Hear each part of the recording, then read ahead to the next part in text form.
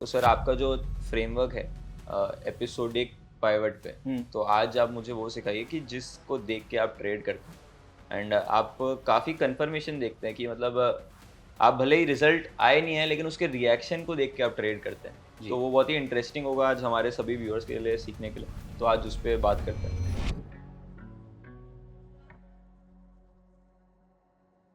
तो सबसे पहले तो हमारे मार्केट में ना 4 क्वार्टर रहेंगे। तो आपके लिए अपॉर्चुनिटी ज़्यादा हो जाएगी क्योंकि आप समझो कि 1 साल में प्रमोटर चेंज कितने हुए होंगे या रेगुलेटरी अगर गवर्नमेंट का कोई पॉलिसी आ गया कि गवर्नमेंट ने जैसे आपने बताया कि भई ये चेंज हो गया पॉलिसी बिल्कुल। गेमिंग ऐप का। अब कहाँ पे कोई पॉजिटिव हो रहा है न्यूज़ कि भई रेलवेज़ के कोई कॉन्ट्रैक्ट मिल रहा है या कंटेनर बन रहे हैं, कुछ भी या डिफेंस के स्टॉक में अभी रिसेंटली आपने लास्ट 2 सालों में देखा होगा। बिल्कुल। तो पॉजिटिव न्यूज़ आ रहा है।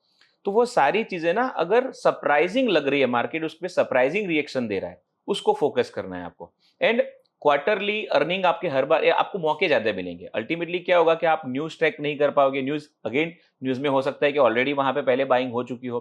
अर्निंग आपको 1 साल में 4 बार मौका देगी। जब क्वार्टरली अर्निंग आएगी तो हर बार जो भी स्टॉक ने अच्छा परफॉर्म दिया है या अच्छा रिएक्शन दिया है अर्निंग के बाद तो उसको जाके आप ट्रैक कर सकते हैं।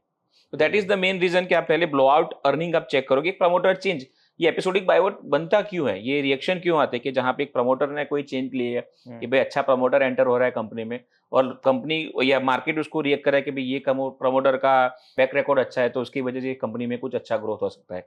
और दूसरा मैंने बताया कि रेगुलेटरी शिफ्ट आ सकता है। सर तो एक तो प्रमोटर चेंज बहुत ही रेयर इवेंट लगता है मेरे को, यूजुअली इतना होता नहीं है। होता नहीं है। अर्निंग्स ब्लो आउट फिर भी समझ में आ रहा है एंड पॉलिसी चेंज बहुत ज्यादा कॉमन है। तो 1 साल में मैक्सिमम आपको मौके अर्निंग्स ही देंगे क्योंकि हर क्वार्टर में अर्निंग आने वाला है। ठीक है। अब अर्निंग से जैसे मैंने आपको अभी पहले बताया कि अर्निंग में रिजल्ट क्या है कैसा है वो मुझे कुछ लेना देना नहीं है। मैं ठीक जाके है। रिजल्ट चेक ही नहीं करूंगा। हाँ। मैं यही चेक करूंगा कि कौन से स्टॉक का रिजल्ट आया। मेरे स्कैनर जो हो गए वहां पे रन करके मुझे पता चल जाएगा कि ये स्टॉक के रिजल्ट आए। तो उस स्टॉक के रिएक्शन कैसे है एंड ऑफ द डे आज अर्निंग आया मान लो तो आज शाम को जब भी मैं स्कैन करूंगा तो वो स्टॉक के रिएक्शन कैसे थे उसके ऊपर। तो उस स्टॉक की मैं लिस्ट बना के चलूंगा। जैसे कि आप समझो कि 1 महीने तक अपना अर्निंग चलता रहता है तो आप अगर बीएसई से वो डेटा निकाल के बैठोगे और देखोगे कि भाई ये स्टॉक का रिजल्ट आया है तो आपको जस्ट रन करना है कि भाई इस स्टॉक ने अर्निंग के ऊपर अच्छा मूव दिया है। तो उसको ही बस ट्रैक करना है आपको। ठीक है। बाकी कुछ चेक करने की जरूरत नहीं क्योंकि अल्टीमेटली अगर उसका अर्निंग भी अच्छा है, मान लो कि स्टॉक का अर्निंग बहुत अच्छा है लेकिन वहां पे रिएक्शन नहीं है तो क्या काम का।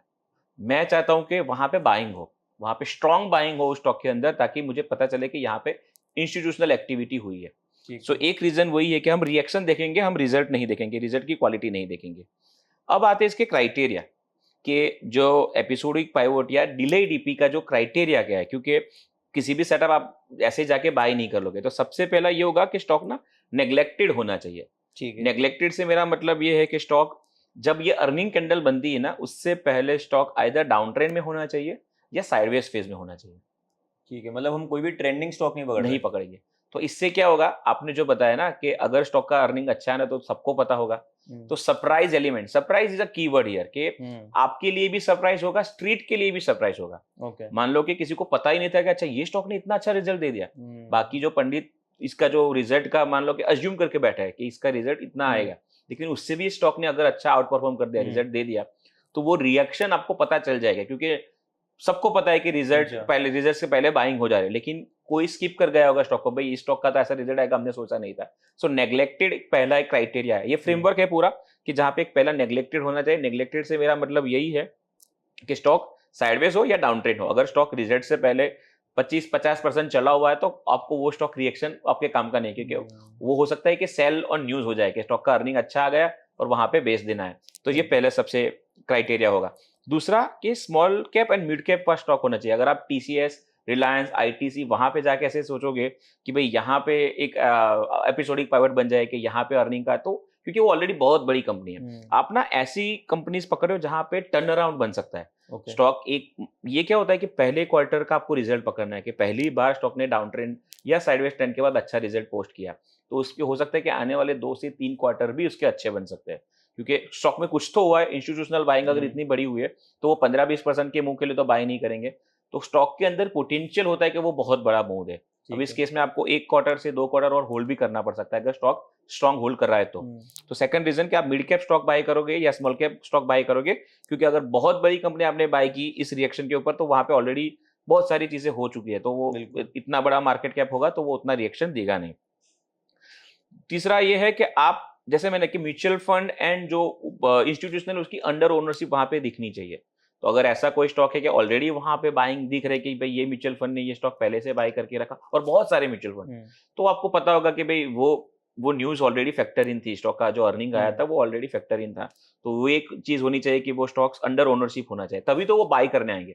अल्टीमेटली जो आपका आइडिया है कि सरप्राइज एलिमेंट की वजह से लोग बाय करने आएंगे, बड़े हाउस बाय करने आएंगे, तो वो पहले से उनका अंडर ओनरशिप होगा तभी तो बाय करेंगे। अगर उन्होंने ऑलरेडी उनके पास होगा तो वो बाय करने, क्योंकि वो तो फिर रिटेलर ही बाय कर रहा होगा। और चौथा होना चाहिए कि स्टॉक एक तो बी गैप अप या स्ट्रॉन्ग वॉल्यूम होना चाहिए। बी गैप अप या उसका reaction end of the day जब अर्निंग आया तो उस दिन का जो कैंडल होगा ना वो स्ट्रॉन्ग होना चाहिए। स्टॉक ने वॉल्यूम अच्छा खासा एवरेज वॉल्यूम से बड़ा वॉल्यूम होना चाहिए, मिनिमम 3 टाइम्स। तो तभी तो आपको पता चलेगा कि स्टॉक में कुछ बड़ा हो रहा है, कोई बिल्कुल चेंज हो रहा है, एक कह सकते हैं कि चेंज ऑफ कैरेक्टर हो रहा है स्टॉक के अंदर, कि सडनली बहुत बड़ा वॉल्यूम बिल्ड हो चुका और प्राइस में भी वही एक्शन दिख रहा है। तो ये 4 मेन क्राइटेरिया रहेंगे, ये 4 फ्रेमवर्क रहेंगे आपका कि neglected stock, small cap mid cap होना चाहिए एंड एक स्ट्रॉन्ग अर्निंग रिएक्शन होना चाहिए। तो डिलेड ईपी जैसे मैंने बताया कि अब आप पहले दिन पे पहुंच चुके, मैं सारे आपको प्रैक्टिकल एग्जांपल दिखाऊंगा। तो अब पहले आप समझिए कि ये डिलेड ईपी क्यों बेटर काम करेगा, क्योंकि पहले दिन जैसे हमने डिस्कस किया पहले दिन तो आप जाके उसको बाय नहीं कर पाओगे, क्योंकि वो रिस्क रिवॉर्ड मैच नहीं होगा, हमारे मार्केट में आपका रिस्क रिवॉर्ड मैच नहीं होगा। तो जब आप डिलेड ईपी बाय करोगे, अभी तो आपने देखा ना कि भाई अर्निंग दिन तक हमने डिस्कस किया दैट इज ईपी, ये एपिसोडिक पाइवट बन चुका है स्टॉक का, कि भाई यहाँ पे कोई एपिसोडिक हो रहा है कि स्टॉक ने कैरेक्टर अपना पूरा चेंज कर लिया, स्ट्रॉन्ग बाइंग आ चुकी, तब वहां पे बाय नहीं करना। उसके बाद स्टॉक जब थोड़े साइडवेज कैंडल बनाए, छोटे कैंडल बनाना, क्योंकि रिजल्ट दिन के ऊपर स्टॉक ने बड़ा कैंडल बनाया होगा, तब उसके बाद जब भी स्टॉक छोटे छोटे कैंडल बनाना स्टार्ट करे उसके ऊपर आप बाय करोगे। तो मतलब आपने ये delayed episodic pivot Indian market के लिए हिसाब से डिजाइन किया है, क्योंकि इंडियन जैसे कि अब आप समझिए कि इंडिया रिटेलर के लिए भी 20% का सर्किट है और इंस्टीट्यूशन के लिए भी 20% का सर्किट है। तो जब इंस्टीट्यूशन इसको एक्यूमुलेट कर रहे होगे तब रिटेलर भी यहाँ पे बाय कर सकता है, क्योंकि आप बाकी जो नॉइस है उसको स्किप करोगे और आपको स्ट्रक्चर एक क्लीन मिलेगा। जब एपिसोडिक पाइवट ट्रेड करोगे तो पहले दिन पे नॉइस ज्यादा होगा, लेकिन डिलेड ईपी ट्रेड करोगे तो वहां पे रिलेटिवली वॉल्यूम भी कम हो चुका होगा और वॉलेटिलिटी भी कम हो चुकी होगी। तो इसीलिए आपको क्लियर स्ट्रक्चर मिलेगा स्टॉक का, पहले दिन पे आपको कोई स्ट्रक्चर नहीं मिलेगा अनलेस कि आप इंट्राडे टाइम फ्रेम पे लेके जाओ। लेकिन अगर कोई ऑफिस के साथ ये ट्रेड कर रहा और इंट्राडे ट्रेडर नहीं है तो उसके लिए ये बस की बात नहीं है। और वहां पे सबसे पहला जो आपने बताया कि 15-18% के मुंह के बाद आपके स्टॉप लॉसेस मैच नहीं करेंगे वहां पे, तो इसीलिए डिलेड ईपी जो रिएक्शन पहले दिन के बाद अगर 4-5 मिनिमम 2 से 4 वीक में ये मिल जाता है आपको रिएक्शन, आइडियली 5 से 10 दिन में आपको ये सेटअप मिल जाता है। और एक चीज के क्या ईपी नहीं है, अब हमने ये देख लिया कि डिलेड ईपी क्या है, लेकिन डिलेड ईपी क्या नहीं है वो भी आपको जानना पड़ेगा, कि ऐसा ना हो कि हमने सेटअप समझ लिया और उसी सेटअप को अच्छा ये स्ट्रॉन्ग रिएक्शन आ गया उसको ट्रेड कर लेना है। तो स्टॉक ऑलरेडी अगर न्यूज के चलते या अर्निंग के चलते एक स्ट्रॉन्ग ट्रेंडिंग स्टॉक हो तो उसको नहीं करना।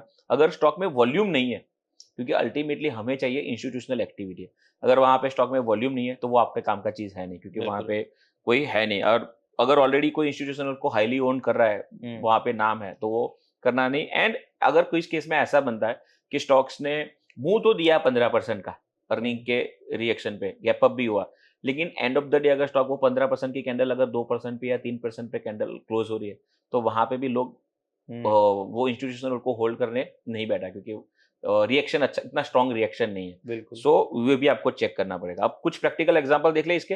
बिल्कुल सर। तो अगर एक एग्जांपल देखिए तो शारदा एनर्जी का ये चार्ट है।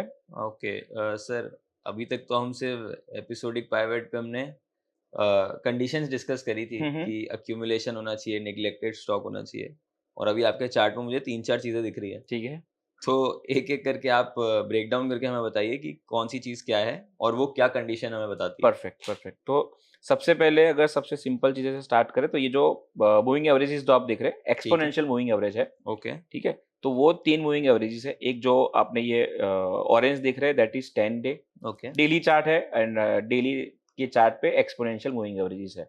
सेकंड जो ब्लू लाइन है दैट इज 20 डे, एंड जो पर्पल लाइन है वो that is 50 day. Okay, 10, 20, 50, 20-20-50 mostly जब भी स्टॉक आपके एपिसोडिक पाइवट के लिए जो डिलेड ईपी के लिए सेटअप हो गया वो 50 डे के आसपास से ही बन रहे होंगे, क्योंकि आपको एक स्टॉक नेग्लेक्टेड, जैसे मैंने अगर स्टॉक 2-3 महीने से कुछ नहीं करा तो 20-50 के आसपास होगा। तो वो बेसिक चीज है, ठीक है।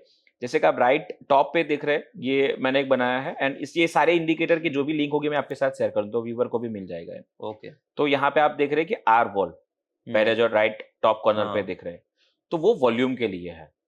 वॉल्यूम जो नीचे है, लेकिन उसका काउंट मुझे चाहिए था कि एवरेज वॉल्यूम से कितना इंक्रीज होके वॉल्यूम आया है। ओके, एंड ये कितने पीरियड का एवरेज कंसीडर? ये 50 डे के एवरेज वॉल्यूम से है। 50 डे सिंपल से एवरेज अगर आप ये देख रहे हो तो अभी आज जो रिजल्ट के बाद, ये रिजल्ट है, पता नहीं ये आज क्यों नहीं आ रहा, कुछ ग्लिच होगा पता नहीं, ये अर्निंग की वजह से ये रिएक्शन आया शारदा एनर्जी में। अब ये रिलेटिव वॉल्यूम है, वो कंपेयर टू, जब समझो कि अगर डेली के एवरेज वॉल्यूम से मैच होगा ना तो वो 100% आएगा। सो अगर स्टॉक 1 लाख ट्रेड हो रहा है, 1 लाख स्टॉक ट्रेड हो रहा है, तो वो 100% यहाँ पे आएगा। 100% ही आएगा। हाँ, अब आप समझे कि यहाँ पे कितना नंबर आया? 3.5 गुना ऊपर है। 3.5 गुना ऊपर है, 36 गुना ऊपर होगा। 36 गुना ऊपर। 36 गुना ऊपर। Correct correct. दैट मीन्स कि कोई बहुत बड़ी बाइंग हुई है यहाँ पे, दैट टू अर्निंग के बाद। आप अगर एक दिन पहले जाके देखोगे यहाँ पे तो ये वॉल्यूम बिल्कुल एवरेज से कम होगा या एवरेज के आसपास होगा। लुक एट दिस, तो ये एवरेज से आधा है 2-3 दिन पहले। अब ऐसे स्टॉक में सडनली ऐसा क्या हो गया इस अर्निंग में कि स्टॉक ने ऐसा मुंह दे दिया कि यहाँ पे आप देख रहे हैं बाकी दिनों में, अब स्टॉक में सडनली वॉल्यूम देखिए, इसके नीचे जो है वॉल्यूम की वैल्यू है। ओके। मतलब स्टॉक का प्राइस इंटू 50 डे का जो ट्रेड हुआ उसका, दोनों का सब्सट्रैक्शन होगा ये। ओके। मल्टीप्लीकेशन होगा कि वहां पे उसको इंटू कर देंगे अपन कि स्टॉक का जो प्राइस है और 50 डे का जो एवरेज जो ट्रेडिंग वॉल्यूम हुआ होगा। तो वो मुझे क्या चाहिए कि अगर स्टॉक वॉल्यूम, उसमें वॉल्यूम ठीक ठाक होना चाहिए, क्योंकि अगर 2-5 करोड़ का अगर वॉल्यूम बन रहा होगा तो बहुत इनलिक्विड स्टॉक हो गया, वो मैं ट्रेड नहीं करता, क्योंकि आपको एंट्री एग्जिट के लिए भी तो स्टॉक अच्छा खासा वॉल्यूम होना चाहिए। तो मतलब अगर समझ लेते हैं 100 रुपए का शेयर है और 1 लाख क्वांटिटी का एवरेज वॉल्यूम है, तो मतलब वो 1 करोड़ का ट्रेड तो वहां पे 1 करोड़ आ रहा है, यहाँ पे 1 करोड़ लिख के आएगा, आपको वो चाहिए 5-10 करोड़ के ऊपर, 5-10 करोड़ के ऊपर चाहिए। ठीक है। तो वो ये अगेन यहाँ पे कोई बाय सेल वाली चीजें नहीं, अपने पास अपना टाइम बच जाएगा, मुझे वो मैन्युअली जाके चेक नहीं करना पड़ेगा। ठीक है। तो वो एक चीज है। दूसरा एक चीज है जो अभी नहीं दिख रहा, 1 मिनट में इसको ऐड कर दो, दैट इज सर्किट फिल्टर। अब आप देखोगे यहाँ पे राइट में 20% दिख रहा है आपको। तो हमारे मार्केट में क्या है कि हमें सर्किट फिल्टर रहता है। ठीक है। तो अगर मैं कोई स्टॉक अर्निंग पे रिएक्शन दे रहा है और वहां पे 5% का ही स्टॉक होगा तो वो 5% मुझे पता चल जाएगा। स्टॉक अगर पुराने कहीं पे चार्ट पे अगर आप देखोगे यहाँ पे कि स्टॉक का अगर सर्किट फिल्टर चेंज भी हुआ होगा ना, तो वो भी आपको पता चल जाएगा कि स्टॉक पहले 5% में था या 10% में गया।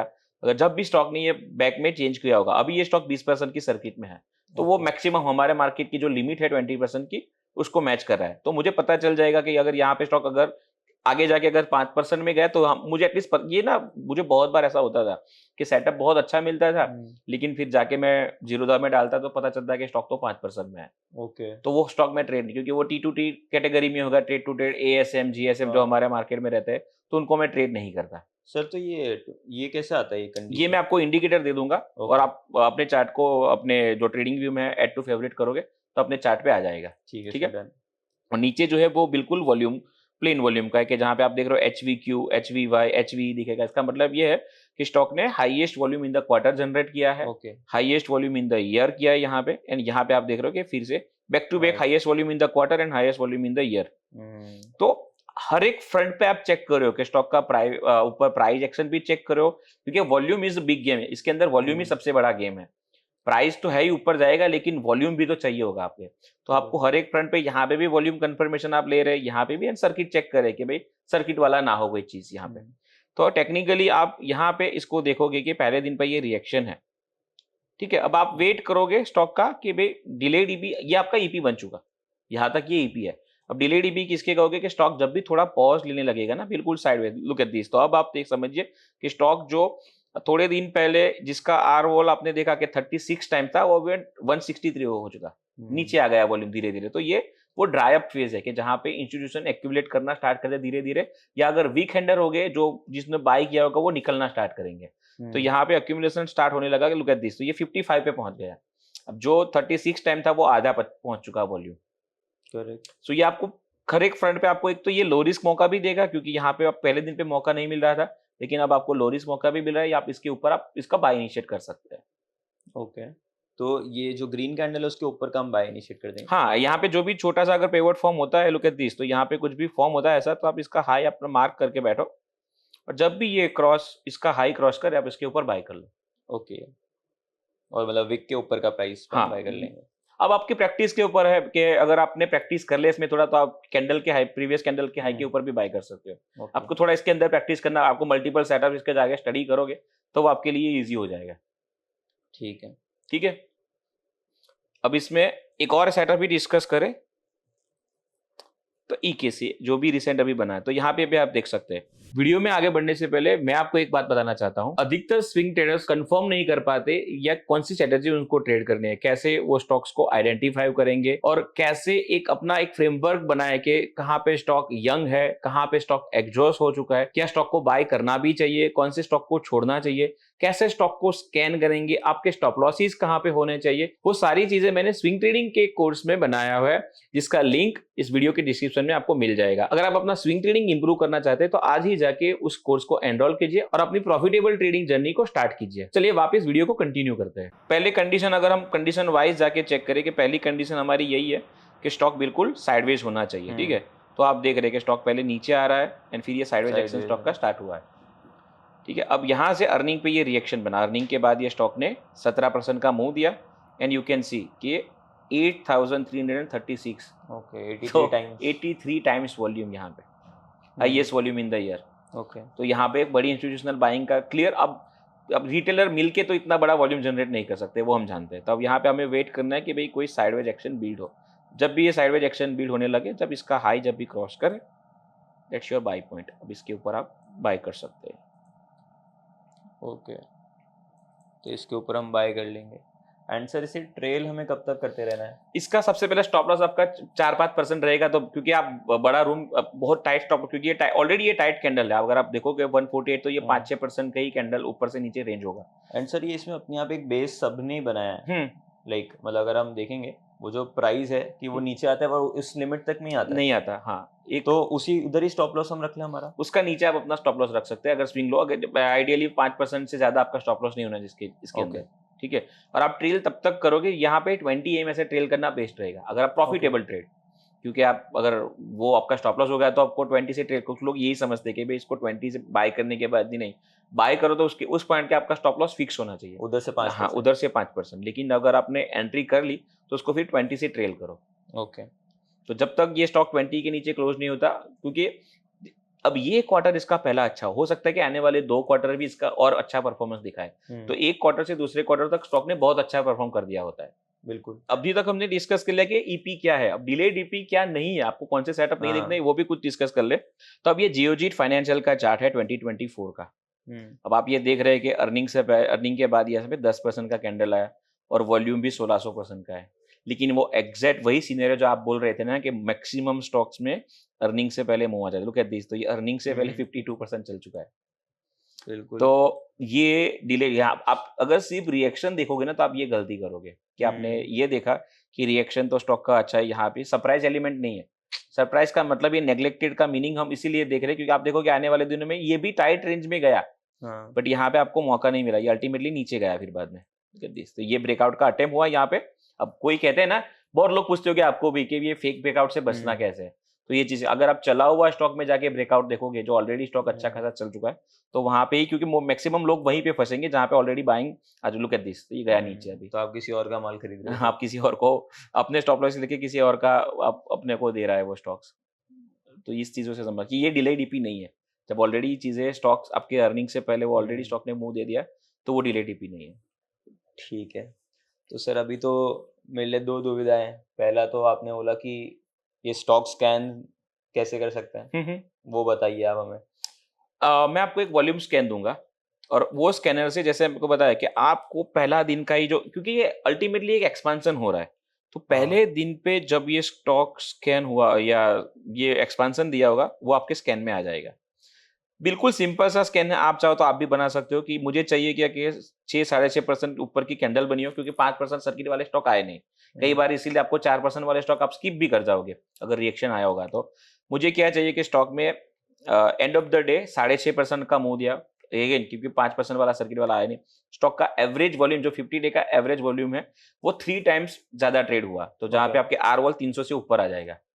मिनिमम 300 चाहिए, मिनिमम 300 के ऊपर ही चाहिए। मिनिमम 3 टाइम्स तभी होगा कि 100% से, अगर तभी वो 300 से ऊपर आएगा। और तीसरा कि 30 रुपीज के ऊपर का स्टॉक हो, और एवरेज वॉल्यूम आप समझो कि अगर आपका अकाउंट हो तो मैं जाके 50,000 से ज्यादा trade that particular day trade हो, तो आपको जो स्कैनर ना ये नंबर ये कैंडल लाके देगा। तो अब आपका काम यही है कि आप आराम से बैठो और देखो कि कैसे ये साइडवेज छोटी छोटी कैंडल बन रही है, छोटी छोटी कैंडल बन रही है, तब इसके ऊपर बाय एंड इसका नीचे का स्विंग लो का आपका स्टॉप लॉस या 5% का स्टॉप लॉस। इतना सिंपल चीज है ये। तो सर आपने स्ट्रैटेजी और स्ट्रैटेजी की कंडीशन तो हमें समझा दी, लेकिन सर आपने बोला कि स्टॉक्स का स्कैनर भी बना सकते हैं हम, जी, तो वो कैसे बना सकते तो स्कैनर के लिए एक और वीडियो कर लेंगे सर आपके साथ, एक कंप्लीट जहाँ पे मल्टीपल जो स्कैनर होंगे वो आपको मैं बता दूंगा कि कैसे स्कैनर्स भी वर्क ओके। करते हैं। तो हम एक इन डेप्थ अलग से वीडियो बना देते हैं जिसमें हम सिर्फ स्कैनर्स डिस्कस करेंगे, एंड ऐसे पर्टिकुलरली स्टॉक्स की कंडीशन क्या क्या होनी चाहिए वो सब हम डाल के उस स्कैनर को रन करेंगे और देखते हैं हमारे लिए कौन से स्टॉक्स निकल के आते हैं। एंड जिसको भी अंकुर सर से स्विंग ट्रेडिंग के बारे में और जानना, सीखना और समझना है, तो उसका लिंक हमने डिस्क्रिप्शन में दिया हुआ है। सर ने एक बहुत ही इन डेप्थ कोर्स बनाया है अपसर्च के साथ, जो आप सभी को एक बहुत ही बेहतर स्विंग ट्रेडर बनने में हेल्प करेगा। तो अगर जिसको भी और स्विंग ट्रेडिंग के बारे में सीखना समझना है तो वो जाकर उस कोर्स को भी देख सकता है।